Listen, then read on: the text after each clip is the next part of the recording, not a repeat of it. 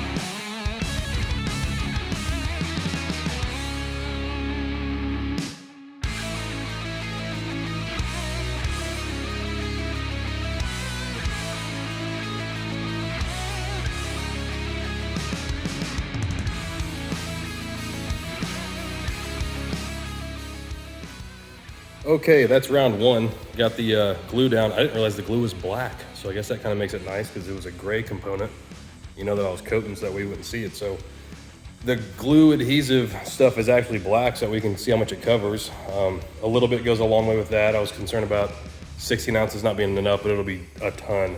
So that's nice. I probably used way too much on this first piece, but I was trying to make sure that it was done, you know, nice. It's got a bunch of excess on it right now. That's why it looks kind of like that. I'll get a shot of it after it's all done, but it went on pretty smoothly. I made sure to get all the edges, you know, and everything like that. Other than that spot where I scraped earlier, but other than that, it looks really nice. It went on smooth. Looks like it hid any small imperfections, so that's cool. This stuff makes a mess, by the way. So if you're doing this in your garage or something, you're gonna have black fibers all over the place. So what did I learn from that little go around? So first off, the stuff's black and it goes a long ways. Second thing is make sure you read the directions. It comes with this little note here, and it says that the screw the cap onto the canister, make sure it lines up, you know, and then make sure that the arrow's at the top of the canister. I had it at the bottom of the canister, so it wasn't working for a second. And then I flipped it upside down and then it started working like a charm. So that little guy needs to be at the top of the gun, so that way it works. But the flock goes pretty far. I think I used a ton right there, like probably twice as much as I actually needed to. And I still have, you know, a really good amount of this stuff. I bet I have 3/4 or more left. So I'm gonna go ahead and put the glue on the actual dash real quick and then get to work on that thing. We'll see how she turns out.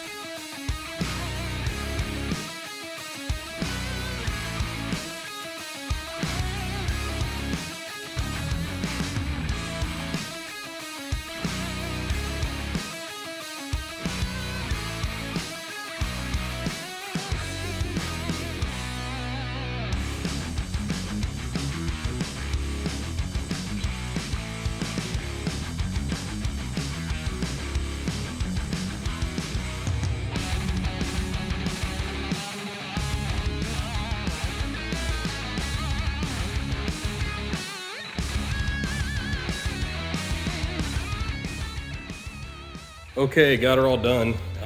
Took me about 20 minutes in total from when I started laying down the glue and the time I was done flocking. And I did notice the last, you know, couple minutes of it, that getting around the edges and stuff was kind of complex as it was starting to dry on you. And you can just kind of see where there's a shiny spot, but you can't really get any flock to stick to it. So you do need to hurry up when you do this stuff. It's not like you have forever.